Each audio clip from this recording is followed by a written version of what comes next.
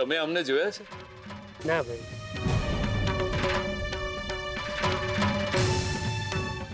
ભાઈ તમે આ લેડીને કઈ જોયા છે આજુબાજુમાં? અમને અહીંયા નહીં જોયા.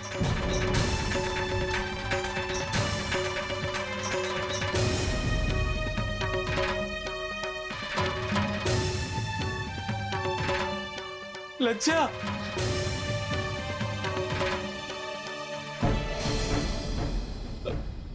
માફ કરજો બેન, મને એમ કે મારી પત્ની લજ્જા છે.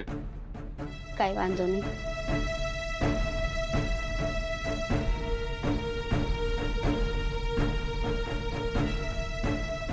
એક મિનિટ બેન,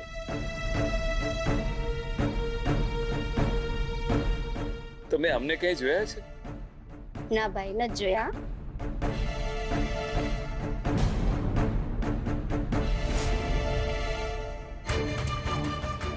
અનસુયાએ તો આ જ એડ્રેસ આપ્યું હતું અને અહીંયા તો લજ્જા છે જ નહીં.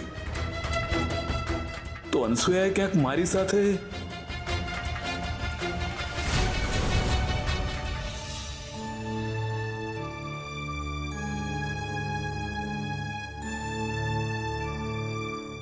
ખીર ખાવાની બહુ જ ઈચ્છા થઈ છે મને. રૂપને કહું, એ બનાવી આપશે મને.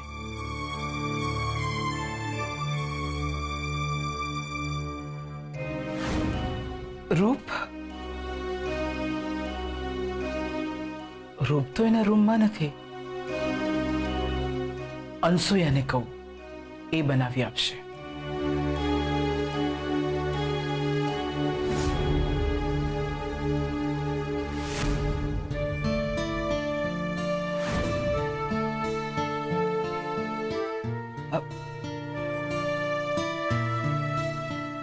અનસુયા વહુ તો સૂતા છે. શું કરું? એમને જગાડું? એક કામ કરું, હું જાતે જ ખીર બનાવી લઉં.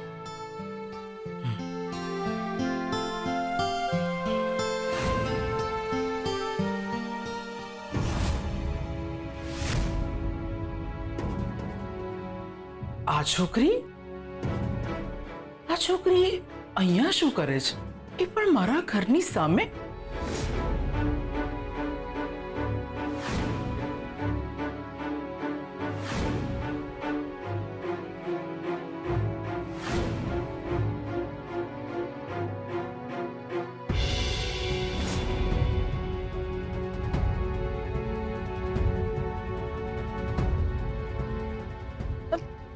છોકરી, તું ને અહીંયા? હા, તમને મળવા આવી છું. તું એ જ છે ને જે મને નવરાત્રિની રાત્રે મળી હતી? એ જ છે ને તું? મોટી બા તો બધું ભૂલી જાય છે, તો પણ એમને યાદ રહ્યું કે એ રાત્રે હું મોટી બાને મળી હતી. એ છોકરી શું વિચારી રહી છે? અને તારો અહીંયા આવવાનો હેતુ શું છે? આ હેતુ છે મારો.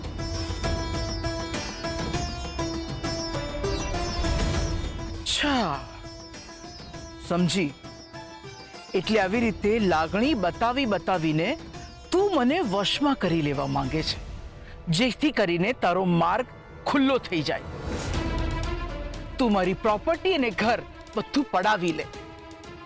બધું કહ્યું છે મારા વહુએ મને, પણ આવું હું થવા નહીં દઉં. સમજી તું? હું એવી વ્યક્તિ નથી મોટી બા. મોટી બા શું છે આ બધું? અરે હું તારી મોટી બા નથી. મારું નામ વસુંધરા છે. આજો વસુંધરા નિવાસ. હા, તો પણ એક જ રટ લગાવીને બેઠી છે. મોટી બા. અરે સમજદારને શું સમજાવું, અને જે ના સમજે એની સાથે વાત શું કરવાની હોય? તું તો હઠીલી લાગે છે મને. પણ હું આ બધું નહીં ચલાવી લઉં. હું ખોટું ક્યારે પણ નહીં ચલાવી લઉં. એ તો મને ખબર જ છે કે મારા મોટી બા ક્યારેય ખોટું નથી ચલાવી લેતા. ફરી એ જ વાત. અરે મને લાગે છે તને પાઠ ભણાવવો પડશે. એવું જ છે ને? તો લો, આ ફોન લો અને 100 નંબર ડાયલ કરો. હમણાં જ પોલીસ આવી જશે.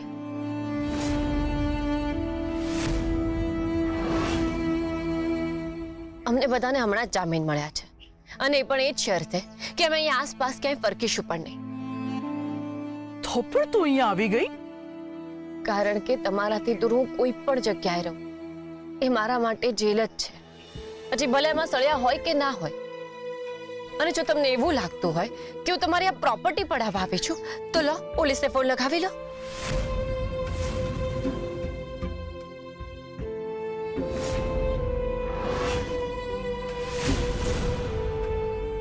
કેમ મોટી બા, તમે ફોન કેમ નથી લગાવતા? શું થયું? મને ખબર જ હતી કે તમે ફોન નહીં લગાવી શકો, કારણ કે હું જાણું છું પોતાનાઓના હૃદય લાગણીઓની વેલીને પોષણ આપે છે અને અંતરાત્મા કંઈ પણ ખોટું કરતા રોકી જ લે છે. હું નહીં ફસાઉં. તારે જેટલા લાગણીશીલ વાક્યો બોલવા હોય એટલા બોલી લે. એમાં બોલવાની જરૂર ના પડે, એ તો પ્રત્યક્ષ રીતે દેખાય જ છે. અને અત્યારે હું જોઈ જ રહી છું કે તમારા મનમાં કેવું તોફાન ચાલી રહ્યું છે. આ બધું ખોટું છે, ખોટું. તે દિવસે તમે જ મને આશીર્વાદ આપ્યા હતા ને કે મને મારા મોટી બા પાછા મળી જાય. હા તો પછી મને એક તક તો આપો, એ સાબિત કરવાની કે તમે કુંદન ઝવેરી છો, વસુંધરા પરીખ નહીં. કેવી રીતે? એની શરૂઆત તો આજથી જ થઈ ગઈ છે મોટી બા. કેટલી વાર કહેવાનું, હું તારી મોટી બા નથી, હું વસુંધરા છું, અને એ બદલાવાનું નથી. હું તો વસુંધરા પરીખને નથી ઓળખતી. હું તો માત્ર મારા મોટી બાને ઓળખું છું. એટલે મને નથી ખબર કે વસુંધરા પરીખને શું ભાવે છે શું નહીં, પણ મને એ ખબર છે કે મારા મોટી બાને શું ભાવે છે ને શું નહીં.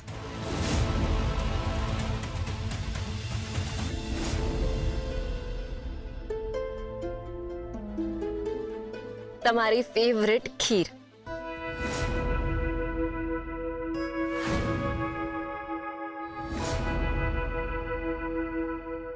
આ છોકરીને કેવી રીતે ખબર પડી કે આજે મને ખીર ખાવાનું બહુ મન હતું, અને હું જ્યાં ખીર બનાવવા માટે જાઉં છું ત્યાં આ જ છોકરી સામે આવીને ઊભી રહી ગઈ, એ પણ ખીર લઈને. આ તો કેવી રીતે શક્ય બને?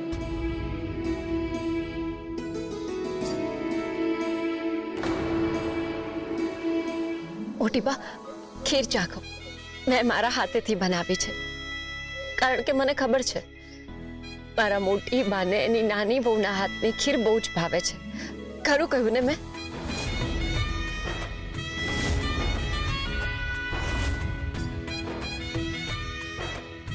પ્લીઝ મોટી બા, ખાલી એક ચમચી ચાખી લો પ્લીઝ.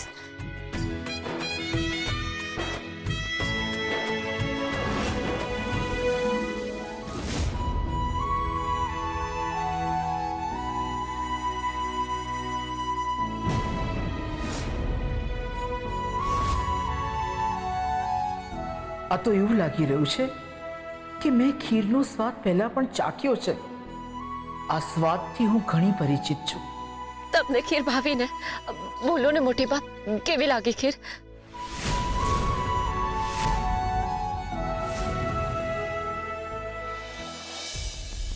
તમે કેમ કઈ બોલતા નથી? તમે હા કે નામાં જવાબ કેમ નથી આપતા? બોલો ને.